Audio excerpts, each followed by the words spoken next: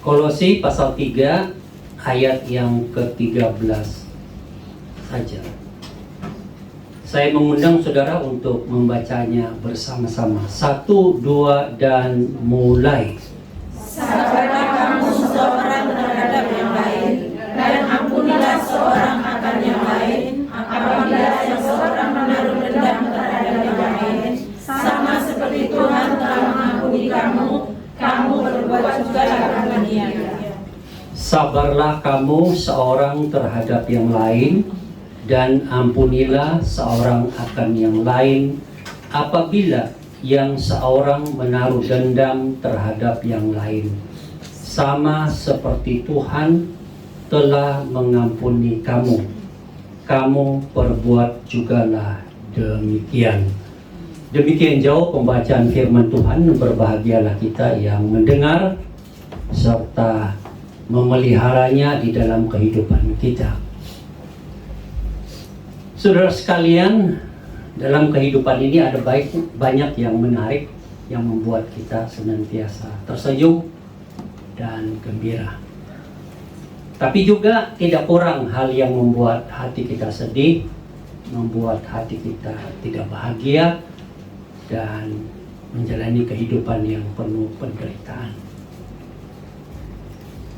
Di dalam firman Tuhan ini mengajar kita satu kebenaran, yaitu saling mengampuni. Saling mengampuni adalah satu kebenaran yang dilakukan oleh orang Kristen, bukan karena supaya dia diselamatkan oleh Tuhan. Sebagai contoh, ada orang yang berkata, kalau saya mengampuni dan dapat mengampuni, Tuhan akan berkenan dan membawa saya ke surga. Kalau saya tidak bisa mengampuni dan saya tidak akan mengampuni, maka Tuhan akan masukkan saya ke dalam neraka. Dalam kehidupan Kristen tidak ada kaitan dengan melakukan pengampunan atau saling mengampuni dengan keselamatan. Tetapi di dalam iman orang Kristen, kita yang sudah diselamatkan karena percaya kepada Tuhan Yesus, kita melakukan pengampunan sebagai gaya hidup anak-anak Tuhan. Melakukan pengampunan itu sebenarnya tidak ada yang unik. Dikatakan bisa mengampuni itu unik, itu ada kelebihannya. Dapat mengampuni orang lain itu adalah sesuatu yang biasa.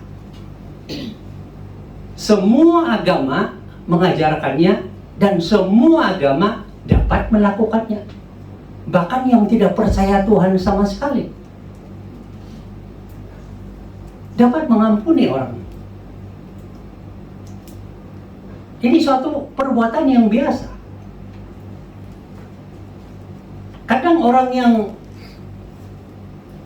mungkin hidupnya tidak bermoral dalam banyak hal, tapi dia bisa mengampuni kalau ada orang yang melakukan kesalahan kepadanya. Jadi mengampuni ini sebenarnya bukan sesuatu yang bilang luar biasa dan dasar dalam ajaran Kristen. Enggak, ini adalah ajaran semua orang dan dapat dilakukan oleh semua orang. Kalau kita membaca buku-buku yang berkaitan dengan counseling, banyak orang yang berbeda agama. Mereka bisa mengampuni dengan mudah. Mungkin ada perjuangan sedikit, ada pergumulan sedikit, tapi itu akhirnya di dalam proses counseling itu orang langsung bisa mengampuni dan dia mendapat ketenangan. Bahkan ada orang yang tidak percaya Tuhan, tidak pernah ke gereja,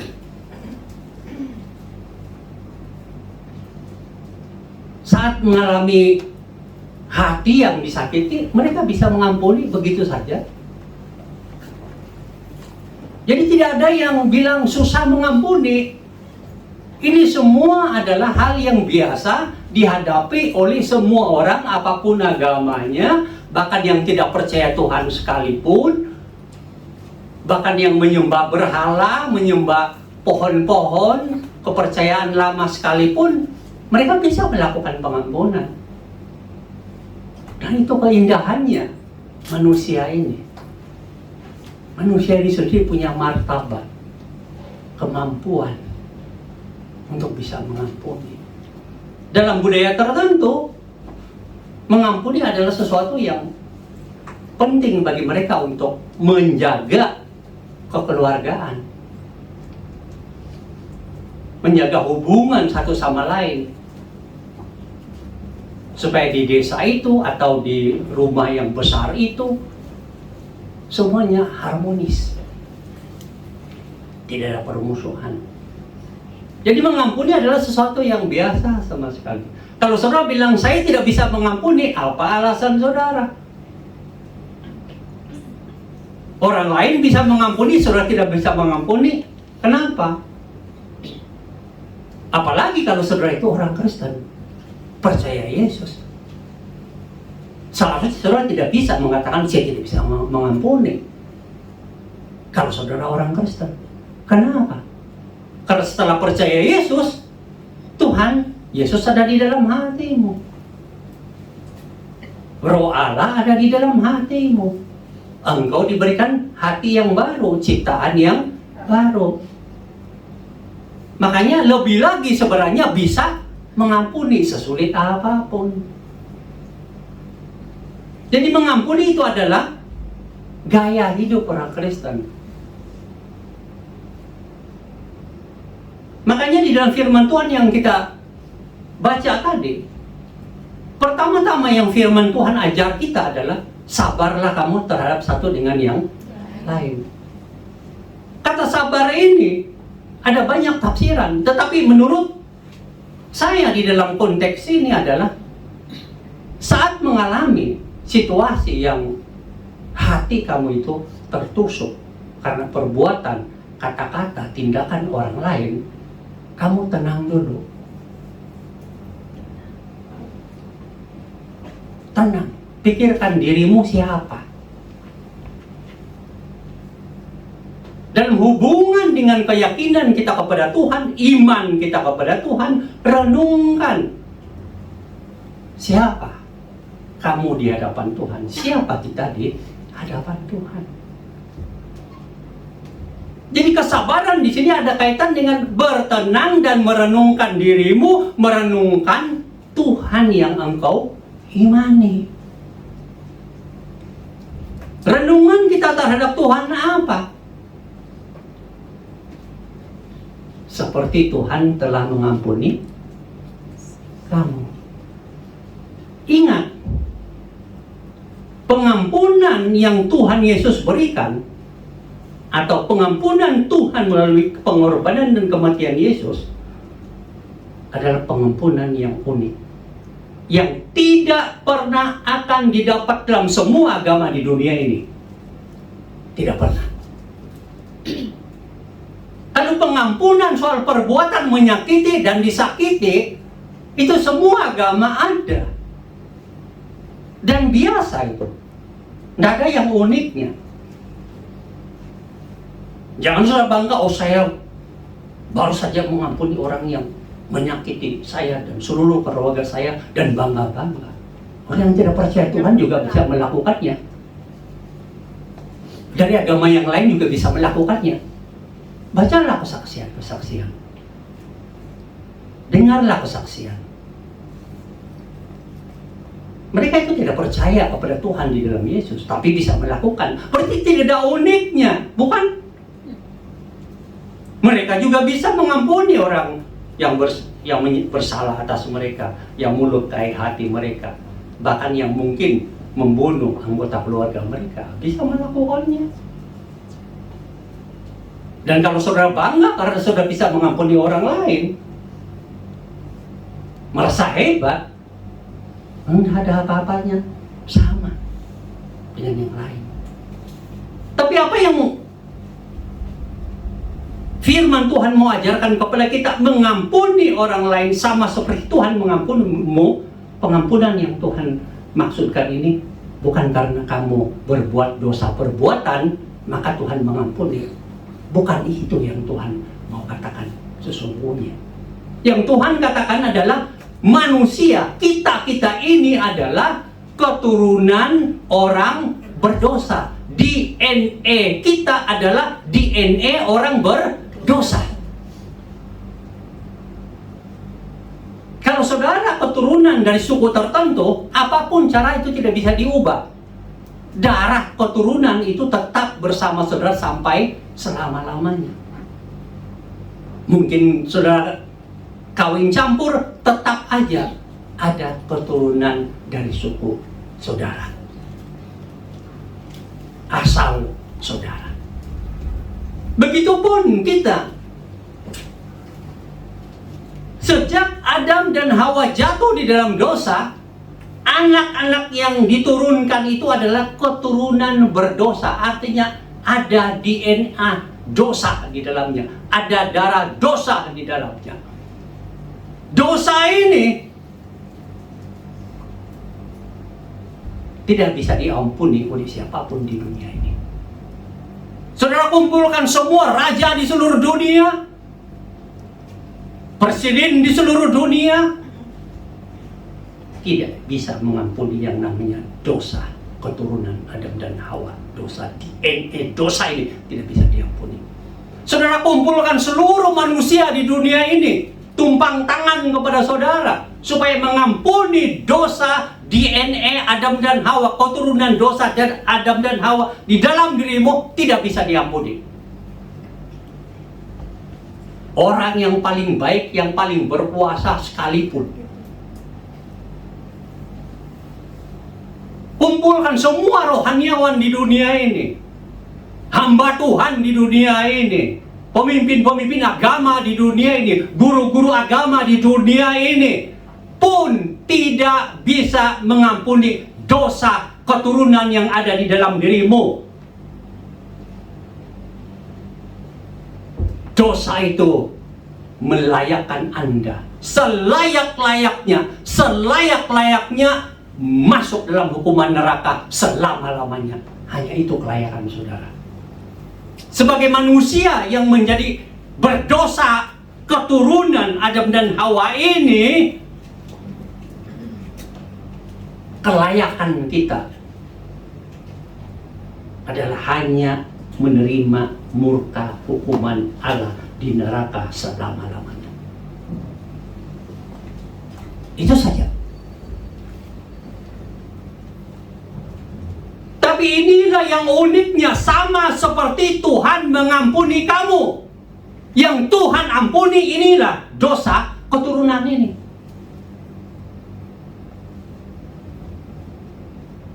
Ini yang Tuhan ampuni.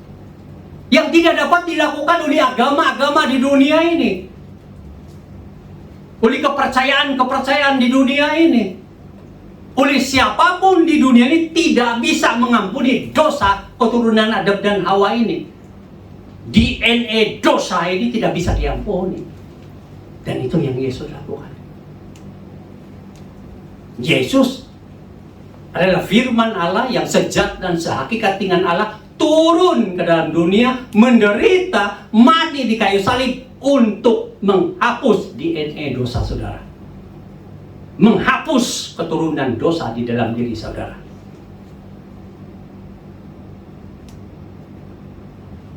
Begitu jahatnya kita sebagai keturunan orang berdosa yang hanya layak masuk neraka, dihukum selama-lamanya.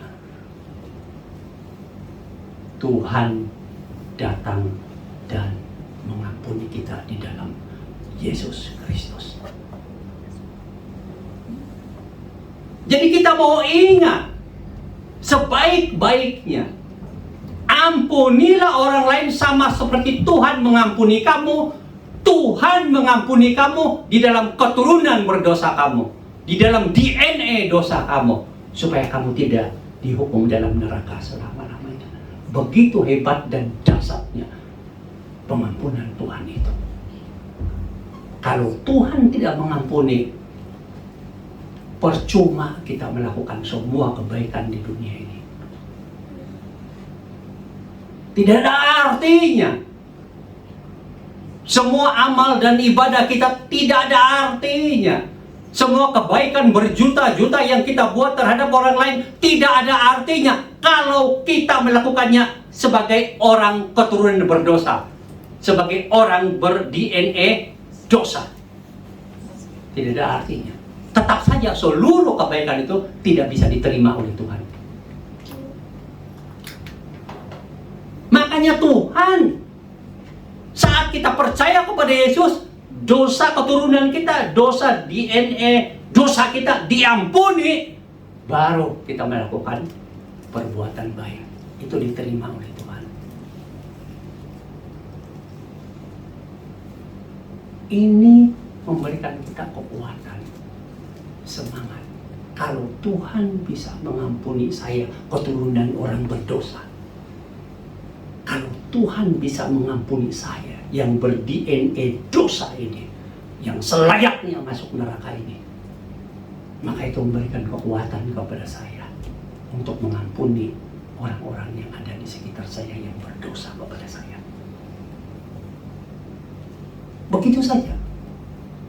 Namanya firman Tuhan, ampunilah seorang akan yang lain sama seperti Tuhan telah mengampuni kamu. Yang kita ingat adalah Tuhan mengampuni kita dosa keturunan DNA dosa kita. Tuhan hapuskan, Tuhan bersihkan. Tuhan berikan kita hidup yang baru. Pengampunan yang sempurna. Kita tidak dihukum di dalam neraka. Kita akan bersama dengan Tuhan. Inilah kekuatan kita, kenapa kita bisa mengampuni orang lain.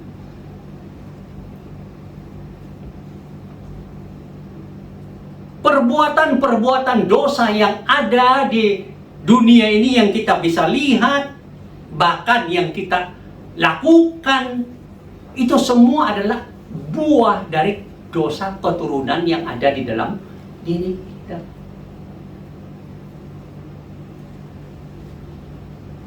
Pencetus, pendorong kita mau atau tega atau berani berbuat dosa apapun, kejahatan dosa itu adalah karena dosa keturunan yang ada di dalam diri kita. Dosa keturunan itu menyengat kita, mendorong kita. Tapi dalam iman Kristen, dosa keturunan itu dibereskan dulu.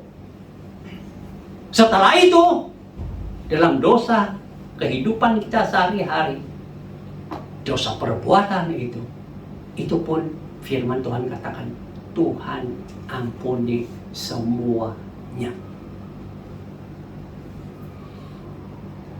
Pada saat kamu percaya kepada Yesus, kita percaya kepada Yesus, menerima Dia menjadi juru selamat dan Tuhan kita, dosa keturunan kita dihapuskan, DNA berdosa kita dihapuskan. Apakah Tuhan tidak tahu bahwa kita masih bisa jatuh dalam dosa perbuatan? Tahu.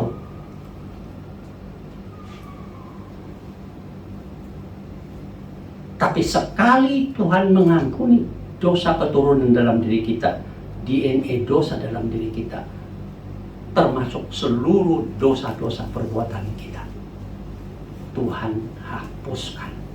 Saat kita bertemu dengan Tuhan, Tuhan melihat kita bersih, putih seperti salju.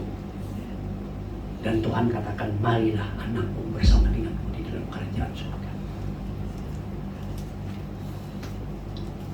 Ini yang memberikan kita kekuatan untuk mengampuni. Saling mengampuni, seperti yang saya katakan tadi, adalah gaya hidup kita. Bukan lagi tuntutan. Kalau saya mengampuni, saya masuk surga. Kalau tidak, saya tidak masuk surga. Bukan. Tapi sebagai gaya hidup. Inilah ciri-cirinya. Inilah yang seharus dilakukan.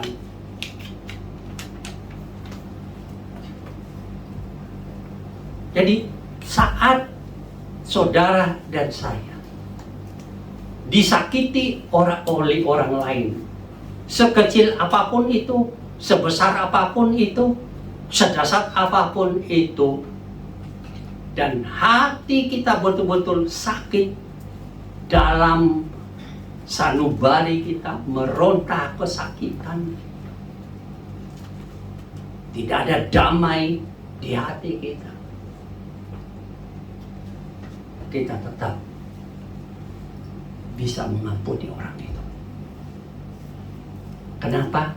Karena kita tahu dosa kita yang berdosa dengan dosa keturunan, DNA berdosa kita pun Tuhan sudah ampuni. Dan ini yang tidak apa-apa yang dibandingkan dengan dosa keturunan, kita bisa ampuni. Memang sebagai manusia yang punya kepribadian tertentu, kita sudah belajar 4 kepribadian, dan memang kepribadian ini ada kelebihannya dan ada kekurangannya. Ada yang mudah mengampuni, saat itu disakiti, saat itu juga mengampuni, tidak ada masalah bagi dia, karena itulah kepribadiannya. Tapi ada juga orang yang lama bisa mengampuni, berjam-jam, berhari-hari baru bisa mengampuni. Tapi ada orang juga yang tidak bisa mengampuni seumur hidupnya, bahkan sampai dikubur pun dia belum pernah mengucapkan kata mengampuni. Dan kalau itu orang Kristen, keterlaluan. Mungkin dia bukan orang Kristen. Mungkin.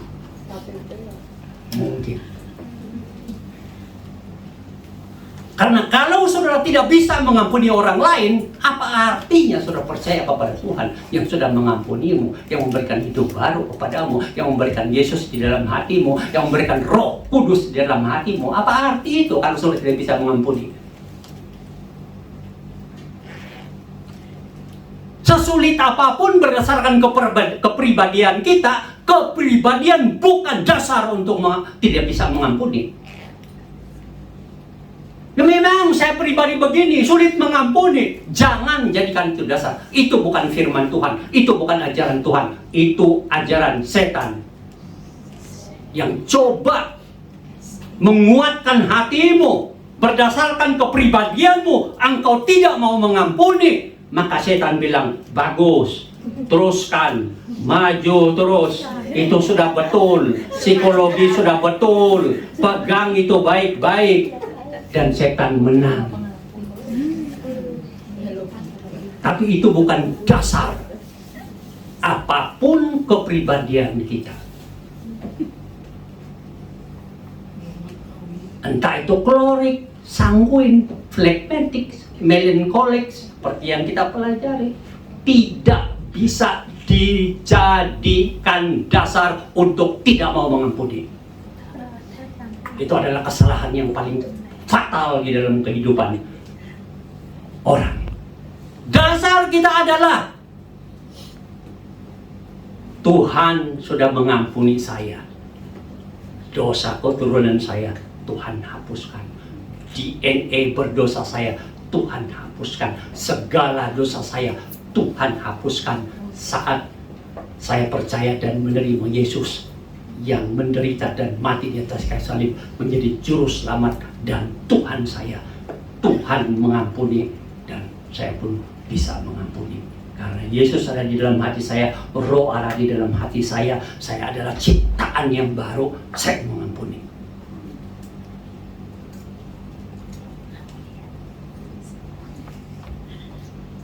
Kalau begitu, bagaimana siapa menolong diri saya yang agak lemah ini? Bagaimana? Saya tahu itu kebenaran, harus begitu mengampuni, harus mengampuni. Yang saya ini kan lemah, Pak. Bagaimana? Jangan jadikan kelemahanmu sebagai alasan.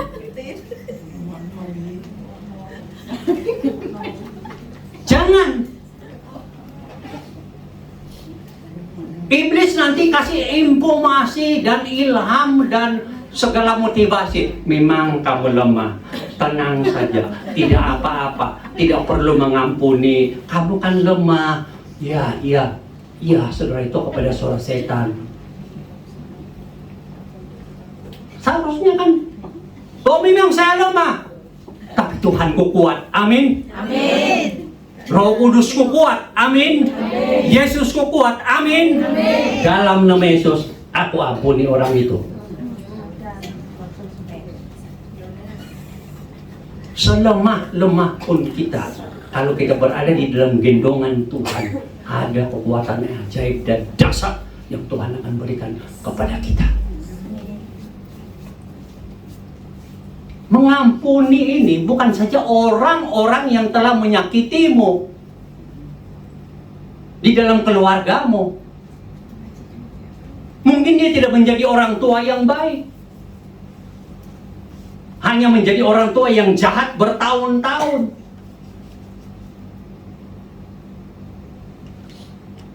Kita ampuni.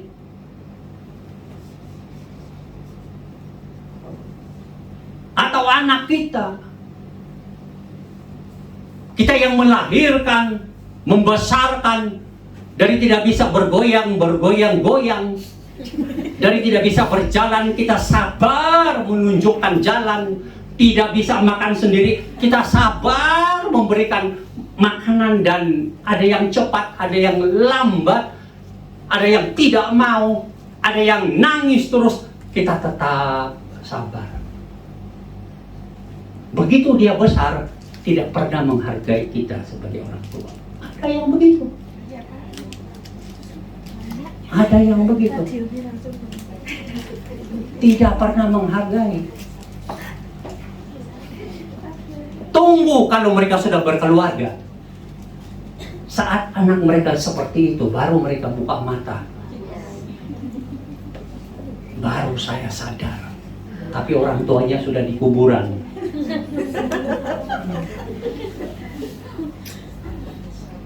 Tapi ada anak-anak juga yang membuat orang sakit hati. Dia bukan jahat kepada kita, dia bukan marah sama kita, meninggalkan kita, tapi tidak jadi anak yang bisa berusaha, bisa berdikari, hanya menjadi anak yang pemalas, goyang kaki, goyang telinga, goyang mata. Kita tidak bisa menerima anak itu. Bukan sebenarnya jahat, kita tidak bisa terima. Ada saatnya kita juga mengatakan, aku mengampuni engkau, anak yang hanya goyang mata, goyang mulut, goyang telinga, goyang tangan, goyang kaki, duduk. Aku ampuni engkau. Karena siapa orang tua yang bisa senang kalau anaknya seperti itu, ya enggak? Ya. Jujurlah. Jujur, Pak.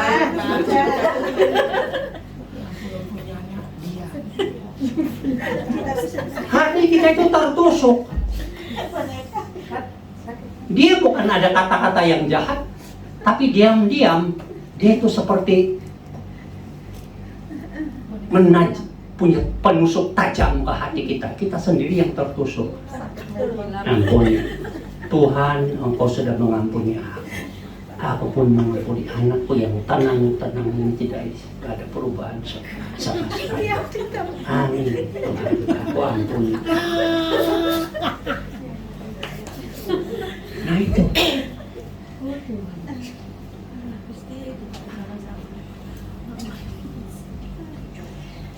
Jadi percayalah bahwa kita bisa karena Tuhan telah mengampuni kita dari keturunan berdosa, DNA berdosa, dihapuskan, disucikan, dan kita diberikan hati yang baru, kita diberikan Roh Kudus, ada Yesus di dalam hati kita, kita adalah ciptaan yang baru, kita bisa mengampuni. Jangan pakai alasan-alasan. Jangan, alasan-alasan itu dari setan. buat keputusan, yes, aku bisa. Tuhanku dasar, aku juga dasar. Amin. Amin. Begitu. Kalau betul-betul saudara itu sudah guling kiri kanan berbulan-bulan tidak bisa mengampuni. Ini ada pemikiran sederhana tapi tetap berproses namanya. Kalau saudara melihat di Facebook saya ada satu sharing saya tentang mengampuni secara praktis. Ini hanya menolong orang yang berguling-guling tidak bisa mengampuni ini. Tidur ke kiri tidak bisa, kanan tidak bisa, naik ke atas tutup mata takut melihat Tuhan. Karena mata Tuhan kan melotokan. Kenapa tidak bisa mengampuni? Kenapa?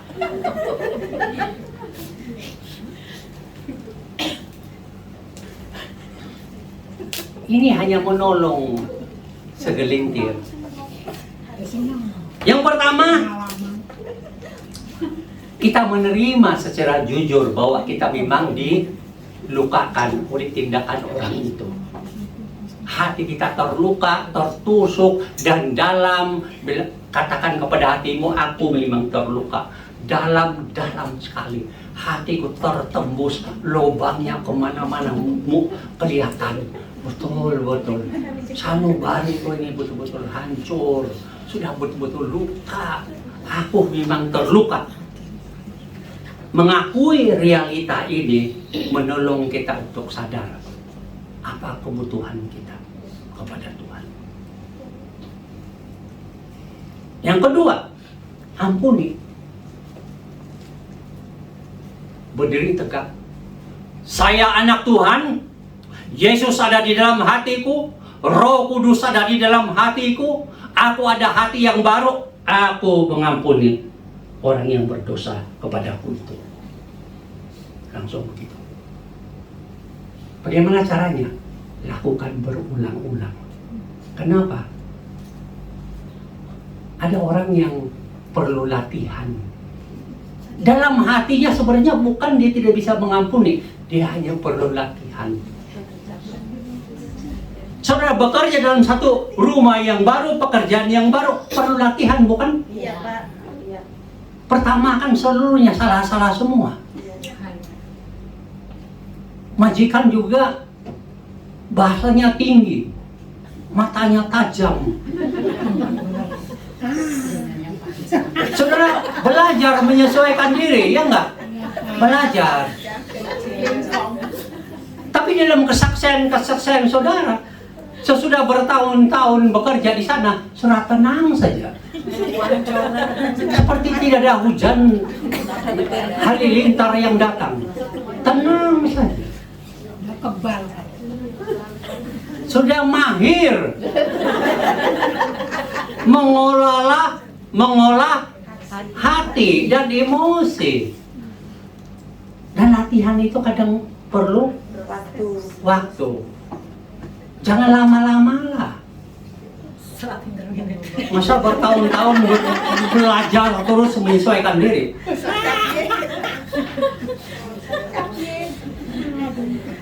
Itulah silat yang saudara harus kuasai. Menyesuaikan hatimu untuk menerima kenyataan. Nah, dalam mengampuni ada kalanya seperti itu. Aku mengampuni. Aku anak Tuhan, Roh Kudus ada di dalam hatiku. Aku ada ciptaan baru, aku mengampuni orang itu. Katakan dengan jelas, orang itu namanya siapa, perbuatannya apa yang melukai. Aku mengampuninya. Beberapa jam kemudian ulangi lagi. Yesus ada di dalam hatiku, Roh Allah ada di dalam hatiku. Aku ciptaan baru, aku mengampuni orang itu. Karena awal doa yang pertama kali susah. Setelah doa, tidak ada rasa apa-apa. Benar nggak ya? muncul lagi kesakitan-kesakitan lama yang pernah saudara alami. Tidak bisa saya ampuni. Sakit. Ulangi lagi, kedua kali, ketiga kali, keempat kali, dan seterusnya sampai kepada satu titik. Saudara tiba-tiba merasa begini, aduh, kok damai sekali ya hatiku ya, ada kelegaan ya. Nah, itu pengampunan saudara sudah lakukan, sudah berpengaruh kepada hati. Jadi jangan berhenti satu kali, ulangi. Selagi saudara dan saya percaya bahwa saudara itu sudah diampuni oleh Tuhan, Yesus ada di dalam hatimu, Roh Allah di dalam hatimu, terus lakukan pengampunan dan saudara akan bisa mengalami akibatnya.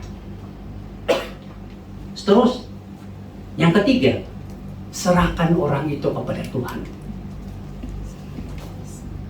Ya Tuhan, aku serahkan orang ini, biarlah keadilan-Mu dan cara-Mu terjadi atas orang itu.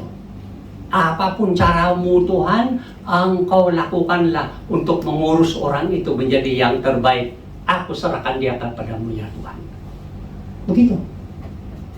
Karena kalau kita tidak begitu, menyerahkan kepada Tuhan, kita akan ambil alih jabatan Tuhan. Pakai parang, pakai tukul, pakai media sosial, kita ambil alih. Kita jadi hakim. Kalau begitu nggak selesai-selesai, ya nggak? Mungkin pikiran saudara. Jadi akhirnya menjadi bahan apa? Cerita ke seluruh dunia, dan saudara bangga karena menceritakan kejahatan orang lain kepada saudara, kejahatan orang lain kepada saudara, kepada orang lain, bangga. Aku sudah menceritakan ini kepada seluruh dunia.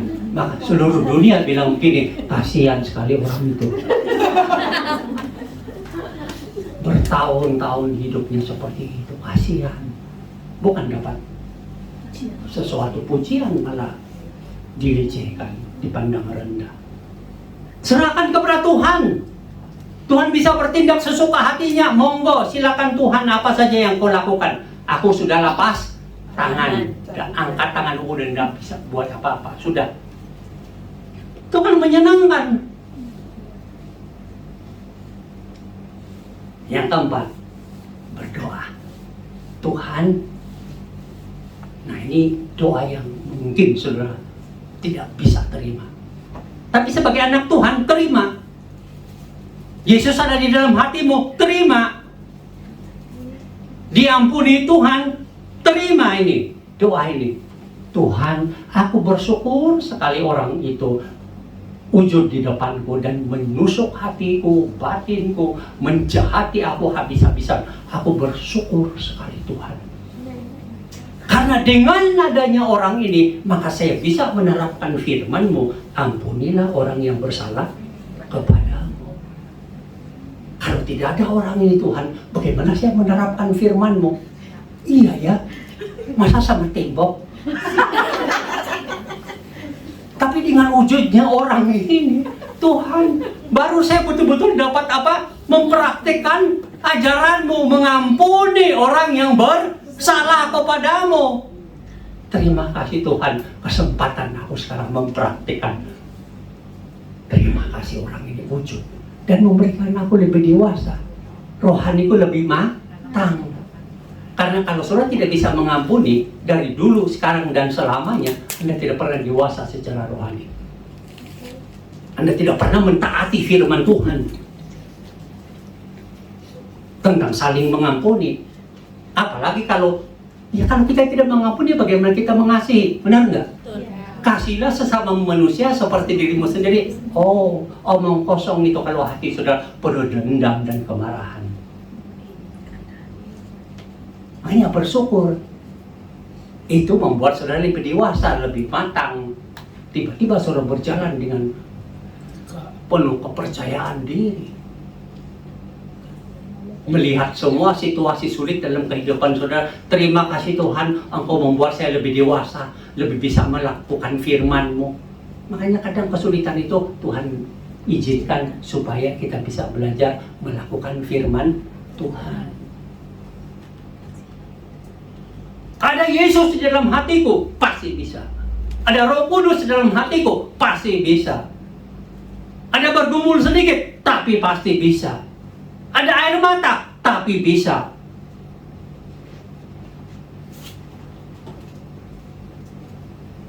Yang kelima, berdoa. Tuhan, aku percaya kepadamu dan Roh Kudus Engkau ada di dalam hatiku. Oh Tuhan, biarlah Roh Kudus ini memimpin dan menguasai hatiku.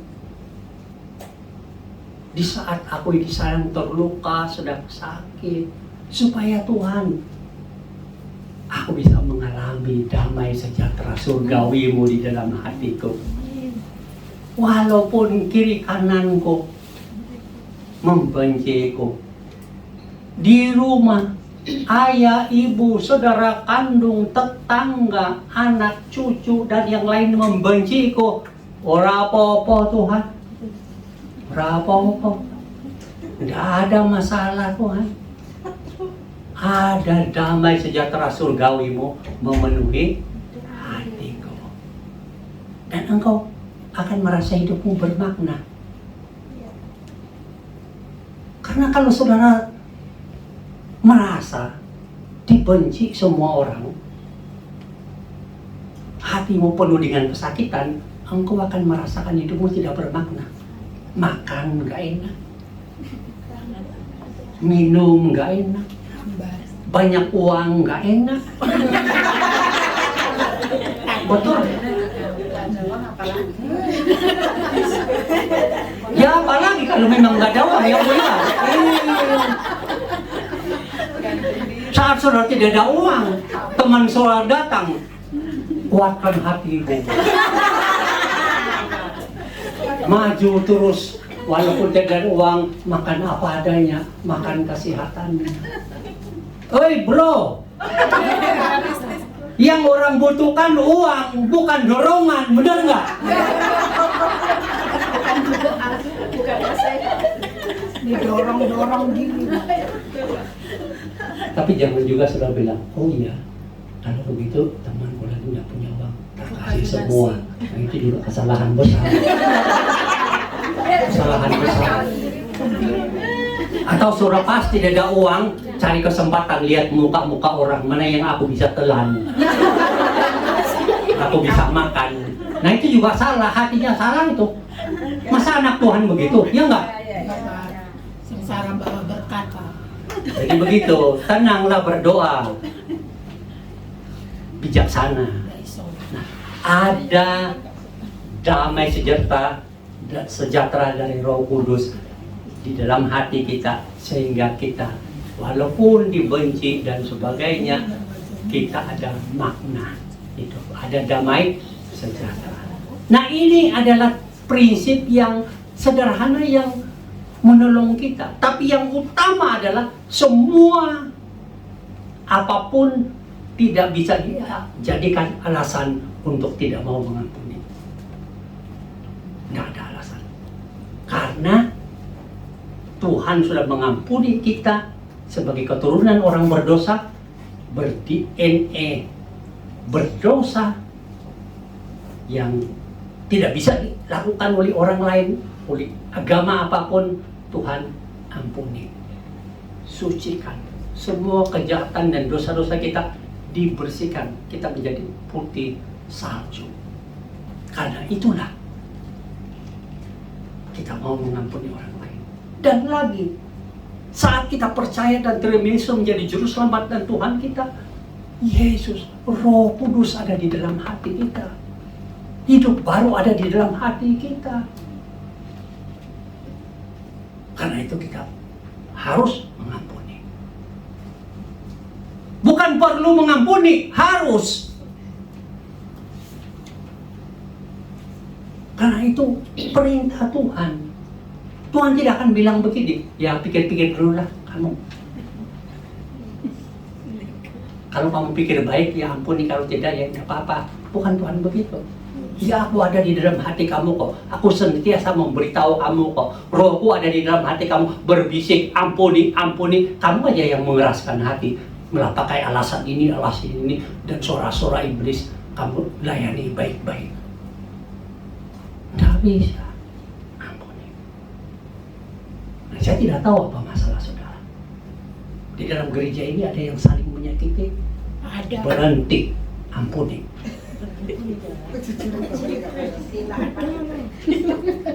Kamu ada kesilapan, orang lain sakit hati, ampuni. Jangan simpan. Iya, Pak. Jangan bawa di dalam tidur, jangan bawa kemana-mana. Ada yang sudah tidak suka, ampuni. Di mana-mana ampuni. Di luar sana teman-teman saudara yang memang menipu saudara habis-habisan, ampuni dan serahkan kepada Tuhan. Serahkan kepada Tuhan, biar keadilan dan cara Tuhan di atas mereka. Dalam keluargamu mungkin, ampuni. Dengar baik, sebagai kesimpulan. Sehebat apapun orang menyakiti hatimu, membuat jiwamu hancur, tertusuk dan sebagainya, tetapi Anda memilih sebagai anak Tuhan, sebagai orang yang memiliki roh Allah, mengampuninya. Ingat, dengar baik-baik, Tuhan akan memberkati engkau berlipat ganda. Amin. Tuhan akan memberkati engkau berlipat ganda, karena engkau sudah memilih jalannya. Tuhan tidak tinggal diam. Dia akan mencurahkan seluruh berkat di dalam kehidupanmu. Kenapa? Karena engkau berjalan di jalannya. Mungkin engkau akan merasa kehilangan, kerugian. Tuhan akan ganti itu berlipat ganda. Dan engkau akan terkejut. Itu kan pengalaman kita. Banyak kesaksian seperti itu. Apabila engkau tinggal di naungan Tuhan, tinggal di bawah urapan Tuhan, apapun yang orang lain lakukan, dan engkau tetap berjalan bersama Tuhan, Tuhan akan membela dan memberkati hidupmu sekarang ini, besok, dan masa depan, karena engkau adalah anak kesayangannya. Amin. Amin.